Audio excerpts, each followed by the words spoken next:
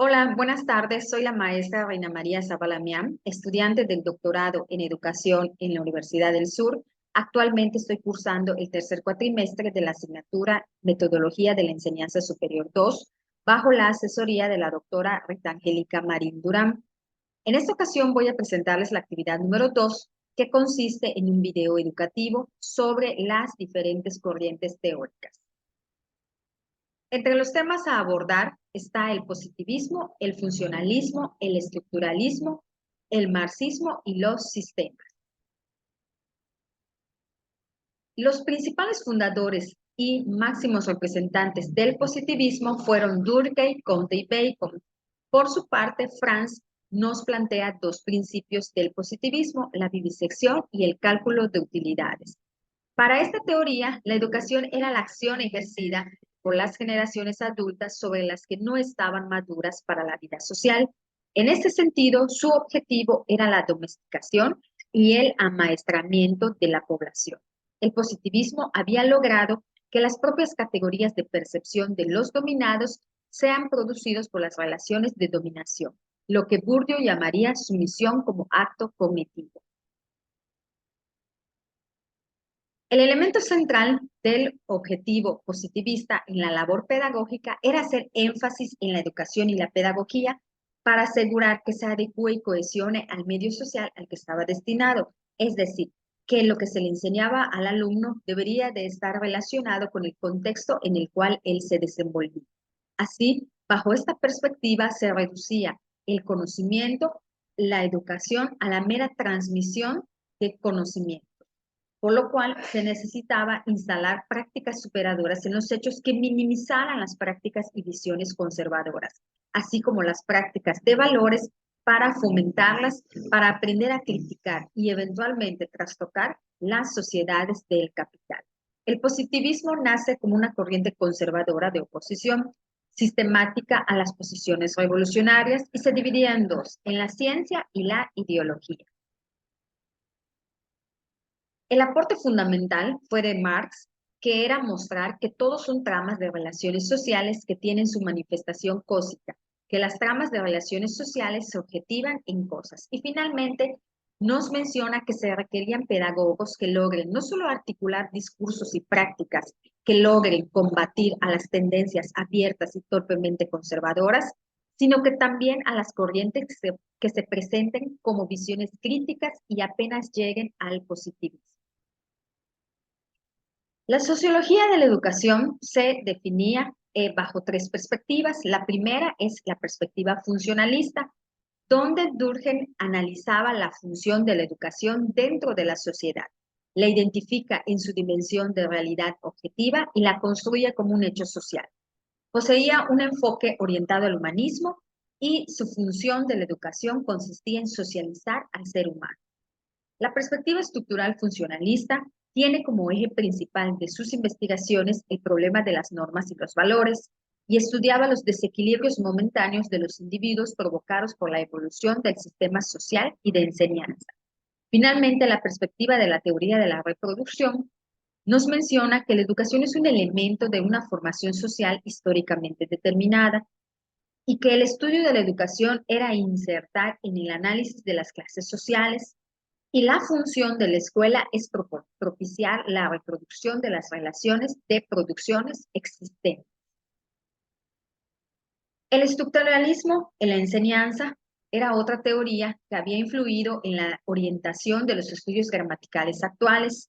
Era un movimiento que presentaba un método de análisis lingüístico depurado de la rigidez primitiva. Su principal iniciador fue el filósofo danés Luis, y el estructuralismo venía a plantearnos formulaciones precisas que dieron al estudio de las lenguas un riguroso espíritu científico. Existe una influencia recíproca entre el pensamiento y la lengua.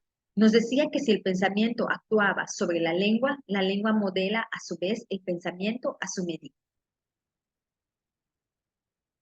Además, la teoría estructuralista no se asentó en la enseñanza no universitaria y quedó relegada para los iniciados en la investigación y los círculos lingüísticos. El lingüista español Emilio Alarcós ofrece los principios básicos de esta teoría entre las cuales podemos encontrar el análisis de una lengua debe ser inmanente. En toda lengua hay dos planos, la expresión y contenido. La glosemántica emplea el método deductivo. El lenguaje es un conjunto de relaciones y conexiones, de ahí que el lenguaje es una forma. Y por último, de acuerdo con su naturaleza, adoptaban nombres diferentes como determinaciones, interdependencias y constelaciones.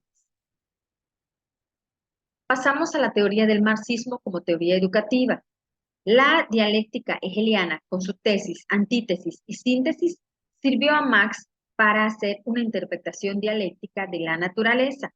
Sustituyó el concepto espíritu por el de materia y así resultó el materialismo dialéctico.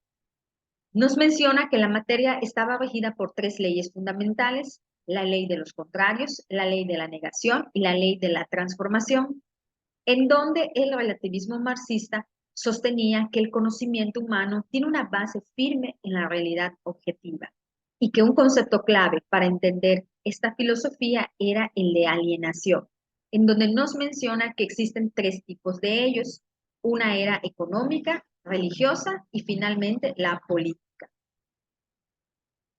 La dialéctica marxista se distingue de la hegeliana porque la marxista era racional y la hegeliana era mística.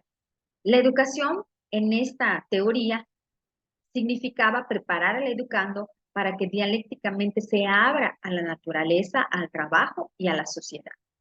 La educación era inminentemente social, ya que una de las finalidades era capacitar a los individuos mediante el aprendizaje de un oficio o profesión para que se inserten en una sociedad. Los fines de la educación eran la consecución del hombre nuevo, politizar y socializar a todos mediante la ideología marxista, preparar al alumno para el trabajo productivo, lograr que desaparezcan las múltiples alienaciones para que el hombre llegue a ser extraño a sí mismo. Pasamos al último tema, que es el funcionalismo y los sistemas, donde nos menciona que el padre fundador de esta teoría era Augusto Comte. El pensamiento funcionalista estaba anclado a una estructura profunda de las ciencias sociales y adoptaba un modelo organicista de la sociedad, donde el concepto de función sirve para explicar las relaciones entre un todo y sus partes diferenciadas. La sociedad, para ellos, es como resultado un sistema que se mantendrá estable en tanto se satisfagan sus necesidades. Finalmente, el funcionalismo clásico definió a los problemas como necesidades, como el lado estable, y a las soluciones satisfactorias como el lado variable, y los debates entre funcionalistas se alimentaron entonces del disenso relativo al inventario y al nivel de las necesidades. Sobre los sistemas, Pearson definía la teoría de los sistemas en cultura, social y personalidad. Luhmann, en 1975, distingue solamente tres: interacción, organización y sociedad. La teoría de los sistemas de Pearson propone un sistema de acción que debe responder a un entorno que presiona por cambios en el sistema. Frente a esto, Luhmann en el 97 redefine la teoría de sistemas usando recursos constructivistas. Lo relevante era mantener abiertas las opciones de la forma en ambos lados para la observación empírica de sistemas sociales. Finalmente, podemos decir que un funcionalismo que asume un esquema de observación transversal a la sociedad puede ser una herramienta útil para las ciencias sociales contemporáneas, en tanto se mantenga abierta su forma aún a la inestabilidad, es decir, a poner en tela de juicio la propia forma, a preguntarse cuál es la función del funcionalismo. Con esto finalizamos la presentación. Espero que no haya quedado duda. Presentamos ya las referencias bibliográficas en donde fue basado el trabajo. Buenas tardes, muchas gracias.